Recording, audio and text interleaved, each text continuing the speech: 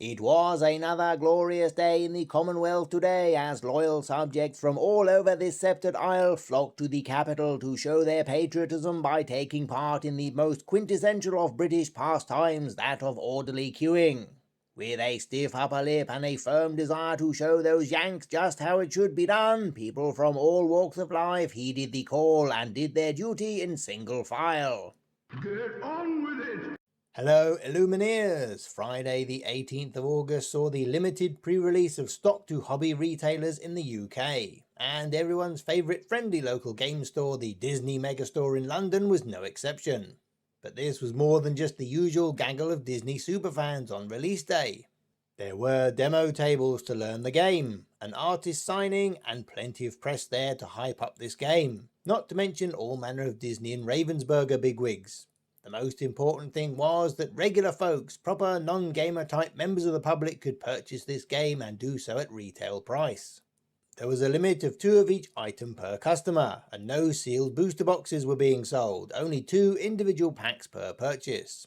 This rationing was set by the Disney store itself. Is it because they were aware of the problem of people reselling booster boxes at inflated prices? Or did they just want to avoid a riot when the queue found out they sold out in 5 minutes? But it looked like everyone was able to purchase what they wanted, and they still had some stock going into the weekend. Although this event had been planned for months, it was only announced at short notice with a single mention on Instagram and Facebook and a lone poster in the window. Luckily, the Lorcana grapevine quickly spread the news. News which would change rapidly, from stock going on sale at 9 AM with no purchase limit to nothing being available till the 3 PM kickoff. This was the first event that the store had run since COVID, so there was an air of excitement and a desire to get things right first time. People did start queuing before 9, but the store told them politely to come back at 3.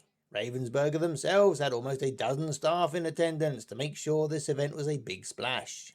There was plenty of UK media present, all crammed into a crowded basement, and these people weren't shy about getting their coverage, not to mention all the happy Disney fans filming on their phones for their socials.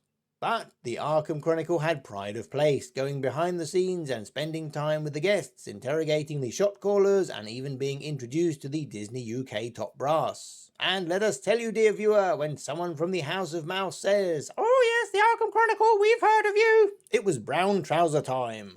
There were 2 play tables set up, and they had the official playmat as well as the lore dials from the 2023 organised play kits. And we can now confirm these are made of the same waxed card that the counters are made from. Attractive and functional, but not long-term durable. They also had some of their top demo staff from UK Games Expo to teach people how to play. It was really great to see how many folks were experiencing their first ever trading card game. There were 2 lines, one to get the product and a second to have items signed. Each of them had roped stanchions and a staff member who would only let one person or group to the front at a time. So when you were shopping or getting things signed, you weren't crowded or rushed and no one could queue jump. Every time the shelves would empty and people would get worried, the store staff would wheel out jam-packed carts with crates of stock. This carried on from 3 PM until 10 PM. That's a full 7 hours of people purchasing Disney Lorcana. And there was still stock left over for sale at the weekend. Was this the largest amount of stock for a single store? Let us know if you were at the New York launch and how that went. The star of the show was Welsh artist Matthew Robert Davies, illustrator of 6 of the first chapter cards, plus the highly coveted enchanted rarity Elsa, which even he hadn't got to see yet. We were generously granted an interview, but the conditions were so terrible, both in terms of recording sound and him actually hearing the questions, we gave up. Check out the Illumineers channel, who do a much better job of this sort of thing. There was a 3-item limit for signing items, but just between you and us, things were a little more flexible. And as we understand it, he signed right up to the 10 PM deadline, and even outside the store on his way home. What a nice fellow. Because of the amazing way the queue was managed, you got time to have a little one-to-one chat with Matthew, a real personal moment, and that is surely what Disney Magic is all about. However, the problem for people wanting cards signed was the product was only released that same day, so unless you were at Gen Con or bought singles from eBay, you were in a rush to track down his cards. And a lot of people were buying the Illumineers troves and opening the boosters while queuing up. in the vain hope of getting something suitable. Can you see the problem with these cards? Obviously steel is missing and that will drive some people a little bit crazy. It's 6 cards, why isn't it one of each? Besides that, what doesn't help is that only one of his cards is a common. There are 2 uncommons, a super rare and 2 legendary rares. Don't even get us started on that. So if you were trying for a set of 6, it could be harder than you think. That's not important. If you didn't manage to get any cards in time or couldn't afford to buy into a card game at the moment, Ravensburger generously provided these wonderful 8x10-inch art cards free of charge. So you could literally turn up, spend no money and go away happy, and then list it on eBay. Or you could always get the Queen Wicked and Vain portfolio with its jumbo artwork. With this event being on a weekday, regular folks were all busy at work, so spare a thought for people who missed out altogether. We did. We secretly found a pair of unlucky Cinderellas on social media who did not get to go to the ball, and Matthew kindly dedicated a card to each of them.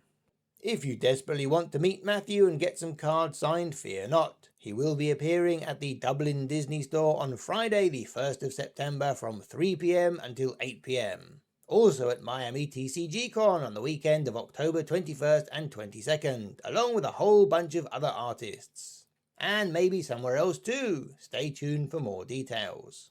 But what if you can't travel to one of those locations but really want a signature? There are plenty on eBay right now, but these are expensive. If only there was a financially irresponsible YouTube channel that could help you out. Oh wait, that's us! We believe passionately that every gamer should have the same opportunities no matter where they are in the world, so we are having a giveaway. You can win a signed card from Matthew. Just pick which one of his 6 base set cards you would love to win and write it in the comments below along with a fictional reason you could not attend the event. Maybe you were trapped in a lamp. Maybe your magic carpet wouldn't start. Maybe your carriage turned back into a pumpkin.